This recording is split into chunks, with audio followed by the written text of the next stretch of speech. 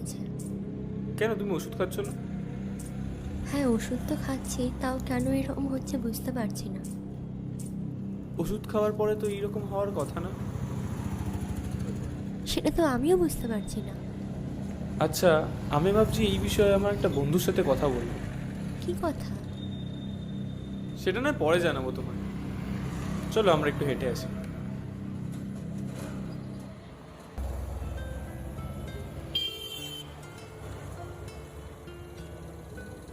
আচ্ছা, তোমায় তো নাকি রোজ রাতে ভূতে ধরে, তা এইরকম হবে না তো যে তোমায় ভূতে ধরলো আর তুমিই আমায় ছুরি মেরে দিলে?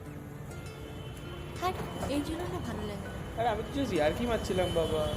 আর এটা সত্যি হলেও বা আমি তখন ঠিক সামনে।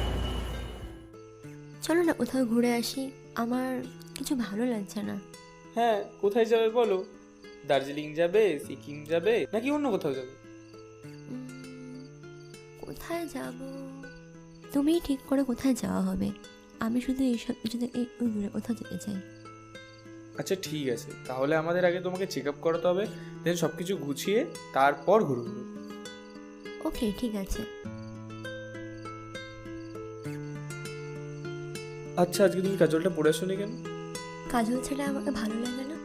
তোমাকে এমনিই খুব মিষ্টি লাগে। তাই নাকি? হ্যাঁ তাই।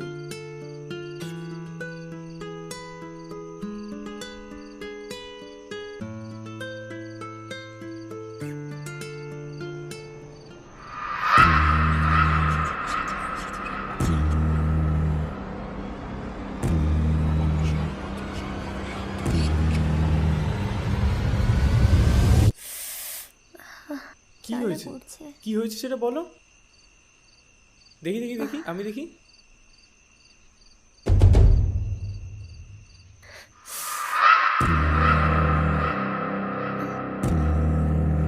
লাগছে খুব। কিছু হয়নি, কিছু হয়নি, কিছু হয়নি। আমি আমি বলছি শোনো, এখানে থাকতে হবে না, বাড়ির দিকে শোনো।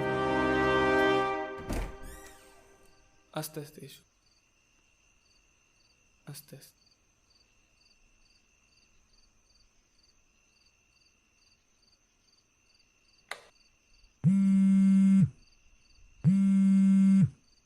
আচ্ছা, বাবা ফোন করেছে, একটু দাঁড়াও, আমি কথা বলে আসছি।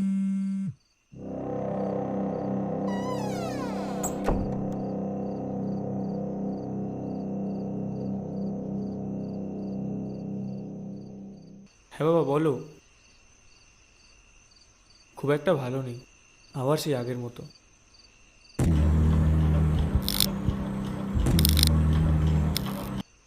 হ্যাঁ, আমি ওকে এখন বাড়িতে দিয়ে এসেছি। আমি কালকে ভাবছি ওকে আবার ডাক্তারখানা নিয়ে যাবো।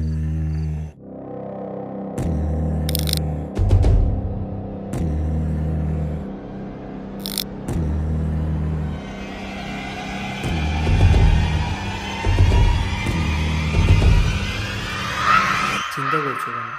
আমি যা শিখেছি পুরোটাই তোমার কাছ থেকে শিখেছি। আর আমার ওপর ভরসা না রাখলে অন্তত নিজের শিক্ষার ওপর ভরসা রাখো। চিন্তা করো না, কিচ্ছু হবে না।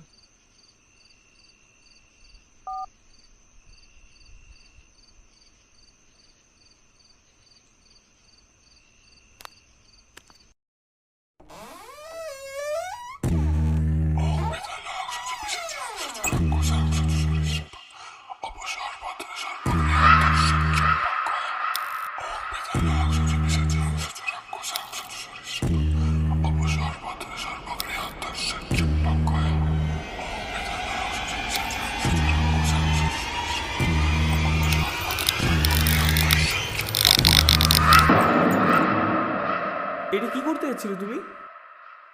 তোমার তোমার লাগেনি তো? না, আমার কোথাও লাগেনি। না, লেগেছে লেগেছে। লাগেনি কোথাও আমার। তুমি তুমি এই তুমি সব শান্ত, কিছু তুমি আমার শান্ত জন্য হও। হচ্ছে। কিছু হয়নি বলছো, তুমি শান্ত হও। এই সব কিছু আমার জন্য হচ্ছে। তুমি শান্ত হও, কিছু হয়নি।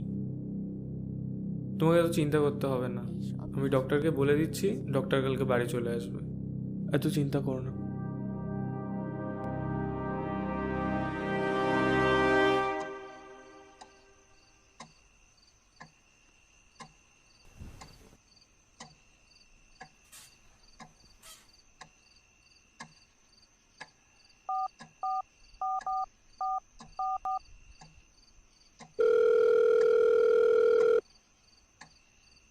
হ্যালো, হ্যাঁ বলো।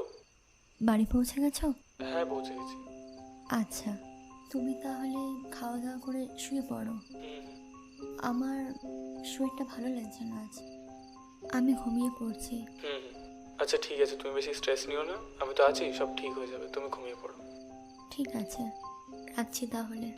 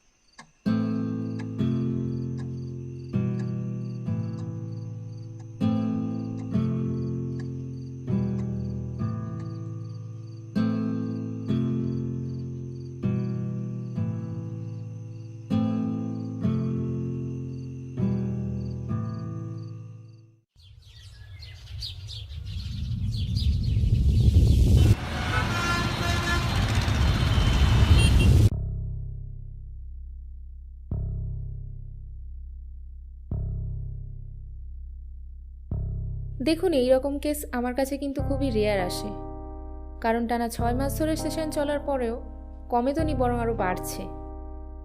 আপনারা চাইলে আমি চেক আপ আরও চালিয়ে যেতেই পারি, তবে লাভের লাভ কিছু হবে বলে আমার মনে হয় না, কারণ দিনকে দিন পেশেন্টের অবস্থা আরও গুরুতর হচ্ছে। ও যে কোনো সময় নিজের বা অন্যের ক্ষতি করে ফেলতে পারে। ঠিক আছে, আজ আমি আসি।